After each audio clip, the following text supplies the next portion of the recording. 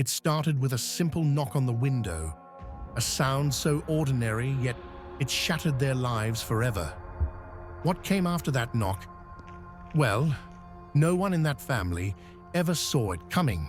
This story isn't for the faint of heart. It's about a family who seemed to have it all: a good life, a happy home, and no reason to fear the night. But one evening, everything changed. A single knock on their window became the prelude to a night of unimaginable terror. Stay with me as we uncover the chilling events of that night. You won't believe what happened next. The Simmons family lived in a small, picturesque house on the edge of town. Life was normal, mundane even. Paul, the father, worked as an accountant, always busy with numbers but never too busy for his wife, Karen, and their two kids, Emily and Jake. The kids were close in age, 12 and 14, and spent their days arguing over the remote or planning their next video game marathon. It was a Saturday night, and the family decided to settle in for a movie. Paul had let the kids pick something fun, lighthearted. Popcorn was popped, blankets were thrown over the couch, and the glow of the TV screen filled the cozy living room. But as the movie played, the atmosphere started to shift. Karen felt it first, a slight unease she couldn't quite place. It wasn't the movie, this was something different. She glanced at the window, her eyes catching the reflection of the TV in the glass. Everything seemed normal. Then it happened. The sound was sharp, deliberate. It came from the living room window. Odd, considering they lived on a quiet street and the window faced their backyard, bordered by thick woods. "Did you hear that?" Karen asked, sitting up. Paul muted the TV. Everyone froze, listening. Nothing. Just the wind rustling the trees outside. "Probably a branch," Paul said, though his voice lacked conviction. Emily wasn't so sure. "Branches don't knock twice," she muttered. Karen got up to check the window. The backyard was empty, bathed in pale moonlight.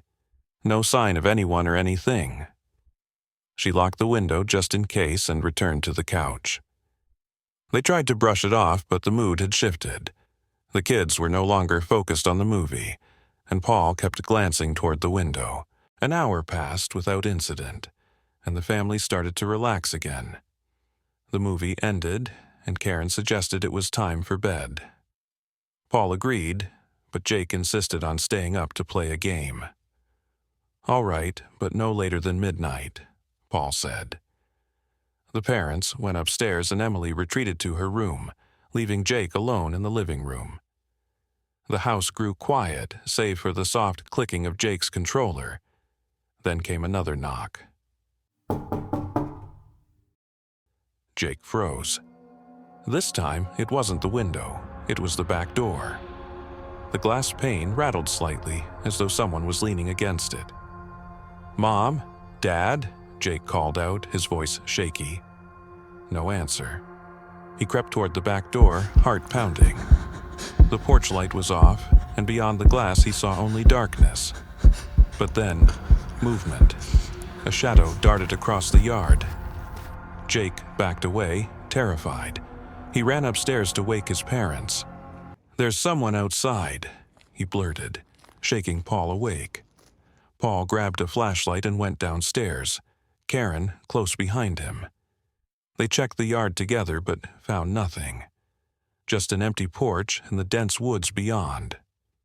"Probably some kids playing a prank," Paul said, though his unease was growing. The family went to bed, but none of them slept well. The next morning, things got stranger. The Simmons found muddy footprints on their porch. Barefoot prints. They trailed from the woods to the back door and stopped abruptly, as if the person had vanished into thin air. Karen insisted they call the police, but Paul hesitated. "What can they do? It's not like they can arrest footprints," he argued. That day, they installed motion sensor lights around the house, Paul also double-checked every lock and even bought a security camera. But deep down, they all knew locks and lights wouldn't stop whatever was out there. The real terror began that night. It started with a loud thud against the living room window. Paul rushed downstairs to find a smear of dirt on the glass, as though someone had pressed their hands against it. Then came the whispers, low, guttural voices that seemed to come from all around the house. "Who's there?" Paul shouted, but no one responded. Karen called the police, but by the time they arrived, the noises had stopped and there was no sign of anyone. Over the next week, the family was tormented nightly. The knocks became more frequent, the whispers louder. Emily claimed she saw a figure standing at the edge of the woods, a tall, thin silhouette that disappeared the moment she blinked. Jake started hearing things inside the house. Footsteps in the attic, soft breathing outside his door. The family began sleeping together in the living room, too scared to be alone. One night, the terror reached its peak. The Simmons were jolted awake by a loud crash. The back door was wide open, swinging on its hinges. Paul grabbed a baseball bat and motioned for the family to stay put. He ventured outside, scanning the yard with a flashlight. The beam caught something.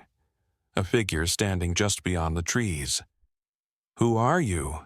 What do you want?" Paul shouted. The figure didn't move. It was unnervingly tall, with unnaturally long limbs. Paul stepped closer, and that's when he saw its face, if you could call it that. Hollow eyes, a gaping mouth, and skin as pale as death. The creature let out an ear-piercing scream, and Paul stumbled back, dropping the flashlight. When he looked again, it was gone. He rushed back inside, locking every door and window. But the damage was done. The Simmons knew they couldn't stay another night. The next morning, they packed their bags and left the house for good. They never returned. A month later, the new owners moved in, and the cycle began again. To this day, no one knows what stalked the Simmons family. Was it a spirit? A creature from the woods? Or something even darker? All they know is that it started with a knock. If you want to hear more chilling stories like this, hit subscribe or watch the next video, if you dare.